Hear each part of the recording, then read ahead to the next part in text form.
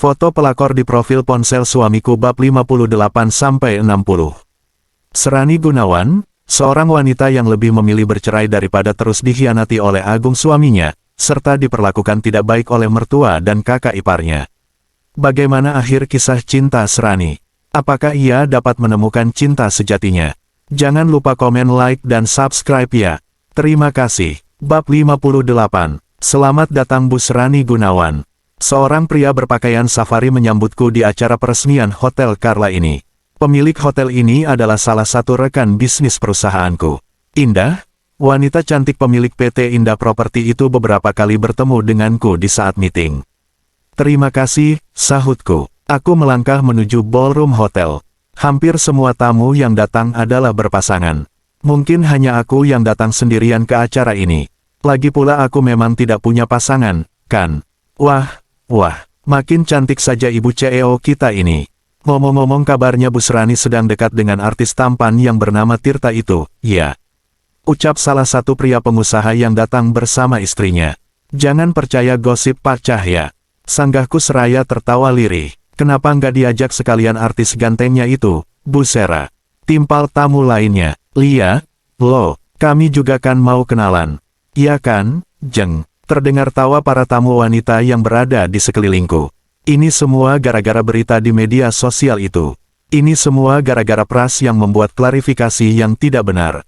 Aku melangkah menjauh dari para wanita-wanita sosialita yang tak henti-hentinya bertanya padaku tentang Tirta Prasetya. Mohon perhatiannya. Terdengar suara MC mulai bicara ke atas panggung. Acara pengguntingan pita akan dilakukan di atas panggung oleh Indah dan orang spesialnya. Indah belum menikah. Pasti orang spesial belum menikah. Pasti orang spesial yang dimaksud adalah kekasih atau tunangannya. Aku sengaja berdiri di bagian belakang dan tidak terlalu mendengar apa yang dikatakan oleh MC. Aku masih menikmati puding buah dan cake coklat yang baru saja aku ambil di salah satu meja. Namun, terdengar suara dan tepukan riuh dari para undangan. Semua mata melihat lurus ke arah panggung. Aku yang merasa penasaran melangkah sedikit maju untuk melihat siapa yang naik ke atas panggung bersama Indah. Jantungku tiba-tiba berdetak cepat saat melihat seseorang yang sangat aku kenal sedang menggandeng Indah dengan mesra. Pria itu tersenyum pada seluruh tamu. Astaga, kenapa ada rasa nyeri yang kurasakan di dada ini? Sadarlah, Sera, dia bukan siapa-siapa kamu. Aku menarik napas dalam-dalam, berharap rasa sesak dan sakit itu menghilang. Namun semakin aku berusaha untuk bersikap biasa saja, rasa sakit itu semakin mendera hampir ke seluruh tubuhku. Ternyata Indahlah orang yang selama ini menjadi tunangannya, gumamku dengan pandangan yang belum berpindah sedikitpun dari pria itu. Aku tersentak saat tiba-tiba saja mata kami bertemu. Rasa sesak itu semakin membebani dadaku saat Indah berusaha menarik lengan Pras dengan mesra. Ya Tuhan, kenapa rasanya aku tidak sanggup melihat pemandangan itu? Sebaiknya aku pulang saja. Bergegas aku memutar tubuhku dan mulai mencari pintu keluar ballroom ini. Tanpa kusadari, bulir bening itu telah membendung di kedua kelopak mataku. Aku segera menghubungi Pak Yono. Kemudian melangkah cepat menuju lobi hotel ini. Pras, maafin aku yang tak bisa menyembunyikan perasaanku ini. Aku harus menjauh darimu. Aku tak ingin hidupmu terbebani oleh aku dan anak-anakku. Ya Tuhan. Kenapa aku merasa mendengar suara Pras memanggil-manggil namaku? Sampai segitunyakah aku? Bahkan suaranya pun terus membayangiku. Kok cuma sebentar, Bu? Tanya Pak Yono saat aku sudah berada di dalam mobil. Saya pusing. Kita langsung pulang saja, Pak. Pintaku sambil menoleh ke arah jendela. Aku tak ingin Pak Yono melihat mataku yang telah basah. Tak memakan waktu lama akhirnya kami tiba di rumah. Aku bergegas turun dari mobil. Namun saat security hendak menutup gerbang, sebuah mobil mewah yang sudah tak asing, tiba-tiba meluncur masuk ke halaman. Pras, bukankah tadi dia masih berada di atas panggung bersama Indah? Aku segera mengusap mataku dengan tisu, memastikan bahwa tidak ada sisa air mata di sana. Sera, tunggu. Pras bergegas menghampiriku yang sudah berada di ambang pintu. Loh, kok kamu kesini, Pras? Tamu-tamu kamu kenapa ditinggal? Aku berusaha tersenyum. Pras tidak boleh tahu kalau aku habis nangis gara-gara dia. Mau ditaruh di mana mukaku nanti? Mereka bukan tamu-tamuku. Aku juga hanya tamu di sana. Pras menyamai langkahku ikut masuk ke dalam rumah. Lia, tamu paling spesial. Ucapku dingin. Sera, Tunggu, Pras meraih tanganku, lalu memutar tubuhku agar kami saling berhadapan. Sarah, apa kamu cemburu? Aku terkejut mendengar pertanyaannya. Mana mungkin aku berkata jujur. Bisa-bisa dia akan mentertawakan aku. Apaan sih? Jangan kegeran, deh. Ngapain juga aku cemburu? Sahutku sambil kembali memutar tubuhku. Namun tiba-tiba Pras menahanku dengan kedua tangannya yang mencengkeram lenganku. Sorot matanya begitu intens menatapku. Pras bab 59. Pras, aku berusaha berontak saat kedua tangan kekar itu mencengkeram kedua lenganku. Namun tenagaku tak seberapa dibanding Pras yang besar tubuhnya 2 kali lipat dariku. Pras menatapku begitu intens. Ya Tuhan, kenapa dada ini semakin berdebar? Kami saling menatap dalam beberapa detik. Wajah kami hanya berjarak sekitar 10 cm. Aku merasakan hembusan napasnya yang naik turun. Aku mendengar detak jantungnya yang semakin cepat.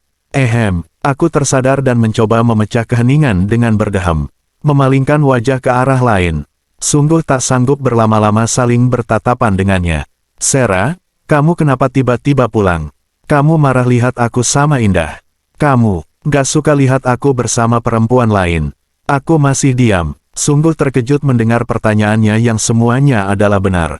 Sarah, tolong jawab. Benar? Kan yang aku bilang tadi. Aku kembali tersentak mendengar perkataan Pras. Jangan ngaco deh, Pras. Lagian aku nggak berhak untuk marah saat kamu lagi bersama dengan tunangan kamu. Ada-ada aja deh kamu. Udah aku mau ganti baju dulu. Aku berhasil melepaskan diri dari tangan kokoh itu, lalu masuk ke dalam kamar untuk mengganti gaun pesta yang aku pakai dengan gamis rumahan. Pangeran terbangun saat aku masuk ke kamar. Setelah mengganti pakaian, aku menggendongnya keluar dan kembali menemui Pras yang sedang serius menonton televisi. Pras memang sudah terbiasa berada di rumah ini. Dia sudah tidak canggung lagi berada di ruangan di sekitar rumahku.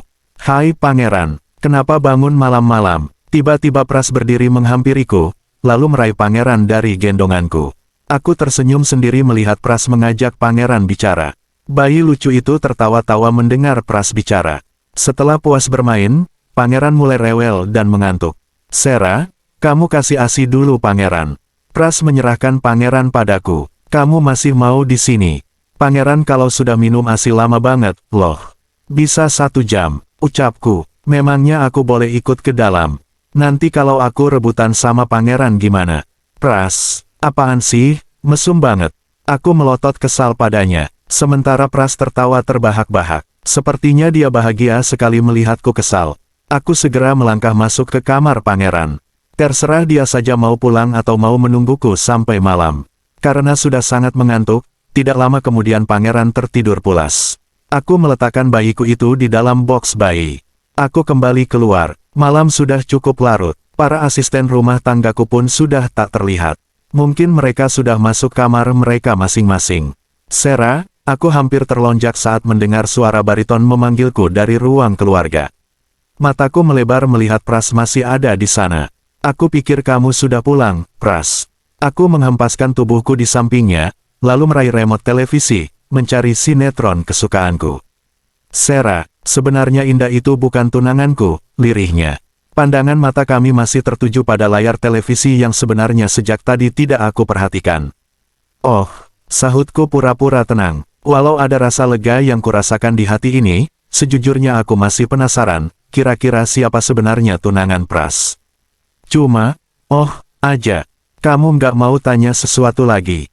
Pras menoleh sesaat padaku. Nggak, ketusku. Aku harus bisa menahan diri untuk tidak bertanya lebih jauh tentang masalah pribadinya. Aku nggak mau Pras sampai tahu bagaimana perasaanku yang sebenarnya pada pria itu. Aku bukanlah wanita yang pantas bersanding dengannya. Pras menghela napas panjang, lalu berdiri. Aku pulang. Besok pagi-pagi aku jemput kalian. Kita ke vilaku di puncak. Suara Pras melemah. Tidak semangat seperti tadi, besok, Pras. Pria itu mengangguk sambil melangkah menuju pintu keluar. Aku mengikutinya hingga ke teras. Sampai di halaman Pras langsung masuk ke mobilnya tanpa menoleh lagi padaku. Lalu ia melajukan mobilnya begitu saja tanpa membuka kaca dan tanpa melambaikan tangannya padaku, tidak seperti biasanya. Apa dia marah? Bab 60. Kanu, hari ini aku nggak ke kantor. Jika ada hal yang penting, langsung hubungi ponselku. Baik, Bu Sera, sahut Keanu dari seberang sana. Setelah subuh tadi aku menyusui pangeran hingga bayiku itu kembali tertidur. Tidak hanya putraku itu yang tertidur, aku pun tanpa sadar kembali terlelap. Entah kenapa semalaman mata ini sulit untuk terpejam. Setelah Pras pulang semalam, pikiranku malah menjadi tidak tenang. Melihat sikap Pras yang tidak biasanya justru membuatku gelisah tak menentu. Kiriman pesan selamat tidur yang biasa ia kirimkan setiap malam pun, tadi malam tidak ada. Bunda, ayo bangun. Om Bule sudah datang mau ajak kita ke villa. Giska tiba-tiba saja masuk ke kamarku. Putriku itu hari ini memang sedang libur. Karena kelas atas sedang ujian. Dan karena ini Pras berinisiatif mengajak kami jalan-jalan. Om Bule sudah datang. Aku terkesiap mendengar ucapan Giska. Melirik jam dinding, baru saja pukul 7 pagi. Giska, tolong bilang Mbak, siapkan sarapan untuk Om Bule. Bunda mau mandi dulu. Om Bulenya ajak sarapan duluan, sana. Oke, Bun. Giska berlari keluar kamar dengan semangat. Sejak Pras mengatakan hendak mengajak kami jalan-jalan ke villa, putriku itu sangat senang dan bersemangat. Sejak Arif sakit, kami memang belum pernah lagi mengajak Giska jalan-jalan. Waktu itu aku hanya fokus pada kesembuhan Arif. Aku bangkit dan beranjak menuju kamar mandi untuk membersihkan diri. Pangeran sepertinya sudah bangun dan sedang dimandikan oleh babysitternya. Setelah berpakaian dan memakai hijab instan, aku berjalan menuju ruang makan. Hai Bunda cantik, ayo sini sarapan sama-sama. Aku tersenyum lebar mendengar sapaan Pras saat aku baru saja tiba di ruang makan. Lega rasanya melihat sikap Pras kembali hangat. Mau sarapan apa? Roti bakar atau roti kukus? Kamu sukanya roti kukus, kan? Toppingnya mau apa? Aku tersenyum sambil menatap heran pada pria tampan di depanku yang sibuk mengisi piringku dengan roti kukus kesukaanku. Tumben, sindirku sambil mencibir. Dia terkekeh. Aku minta maaf atas sikapku semalam. Kamu pasti kepikiran dan gak bisa tidur. Ya, kan? Astaga, sontak garpu dan pisau di tanganku terlepas. Kenapa dia bisa tahu? Idih, kepedean banget kamu. Aku pura-pura tertawa heran. Duh. Lama-lama aku bisa jadi artis sinetron karena sering bersandiwara kayak gini. Soalnya aku juga nggak bisa tidur. Makanya pagi-pagi sekali aku langsung ke sini. Nggak sabar mau lihat wajah kamu. Pras bicara setengah berbisik padaku. Aku melotot sambil melirik sesaat pada Giska yang sedang asik menikmati sarapannya. Kalau bicara depan anak-anak jangan yang aneh-aneh. Ketusku dan tentunya sangat pelan. Kalau cuma depan kamu, berarti boleh, iya. Seperti biasa pria itu mulai menghabiskan hari-harinya dengan menggodaku. Jika terus begini, bagaimana mungkin aku bisa melupakannya? Aku tak menghiraukannya lagi. Semakin aku merespon, pria itu akan terus menggodaku. Apalagi jika wajahku sampai bersemu kemerahan, dia semakin senang dan bersemangat. Pras, babysitter pangeran gak bisa ikut. Dia izin pulang 2 hari ini. Aku khawatir nanti kamu malah repot di sana. Tenang saja. Aku punya 1 asisten rumah tangga juga di sana. Jadi, kita bisa fokus dengan anak-anak, jawabnya santai. Memangnya kamu nggak apa-apa direpotin sama aku dan anak-anak? Tanyaku ragu. Jelas nggak apa-apa dong, Sera. Sudah, jangan mikir yang aneh-aneh. Rencana jalan-jalan ini adalah ideku. Aku memang ingin sel harian penuh bersama kalian, karena aku sangat menyayangi kalian bertiga. Aku ternganga mendengar ucapan Pras. Pria itu melangkah pergi begitu saja setelah dengan santainya bicara demikian. Dia ingin seharian penuh bersama aku dan anak-anak. Benarkan begitu? Benarkah dia sangat menyayangi kami? Tanpa aku sadari sebuah senyum terukir di bibirku. Ada tetesan bulir bening menggantung di kedua sudut mataku. Aku terharu dengan kata-katanya itu. Walau cukup sederhana, namun memberikan efek yang sangat luar biasa di dalam sini. Aku menekan lembut dadaku yang sejak tadi berdebar. Berdambung,